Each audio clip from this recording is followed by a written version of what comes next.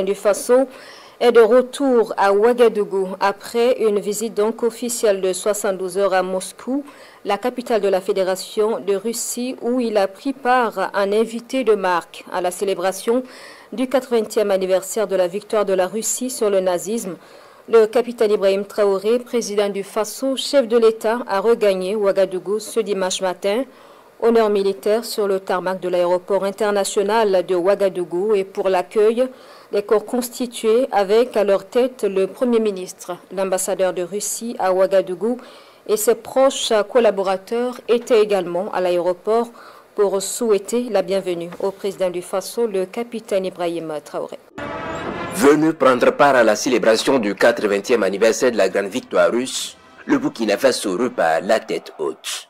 L'occasion faisant le larron, ce séjour moscovite a été mis à profit pour dynamiser la coopération entre la Fédération de Russie et le Burkina Faso.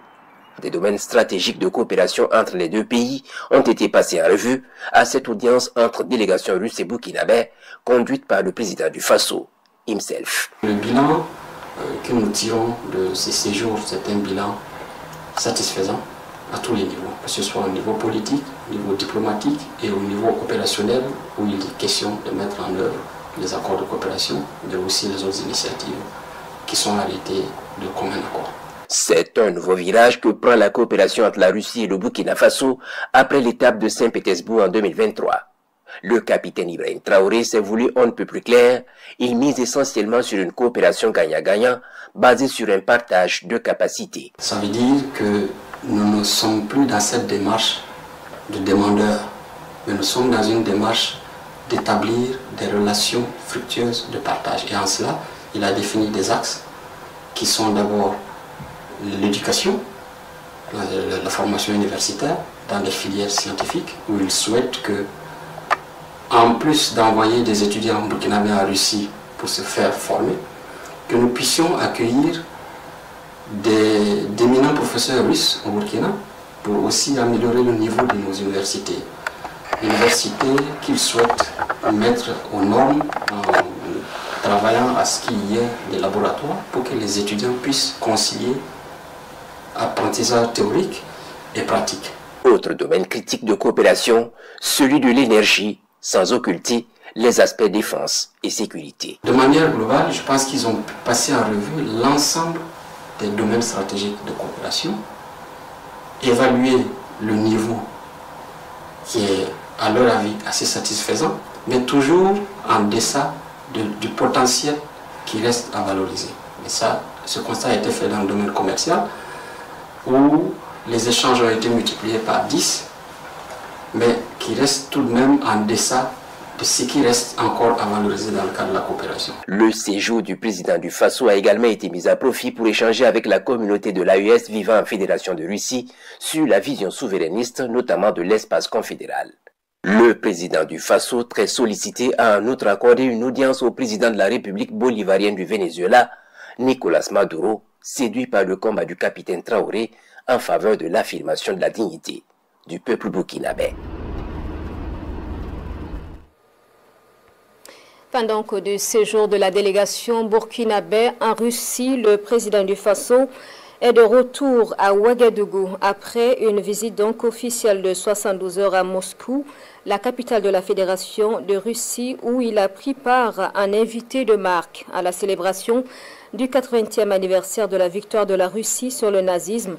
Le capitaine Ibrahim Traoré, président du Faso, chef de l'État, a regagné Ouagadougou ce dimanche matin.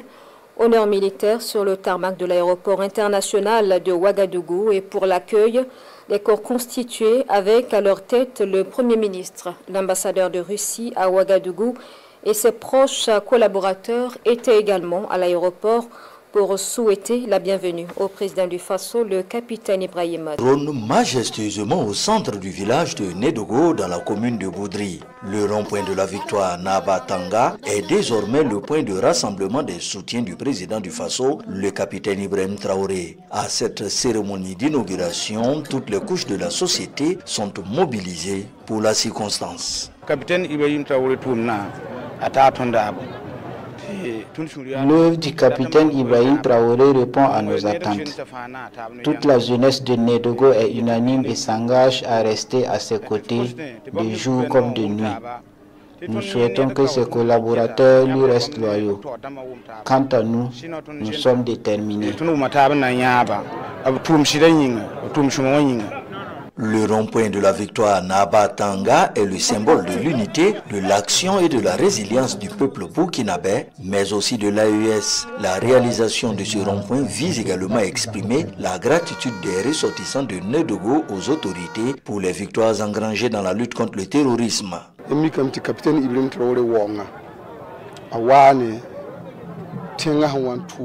capitaine Ibrahim Traoré est arrivé à un moment très difficile pour le pays, un moment où nous cherchions un leader pour conduire la marche.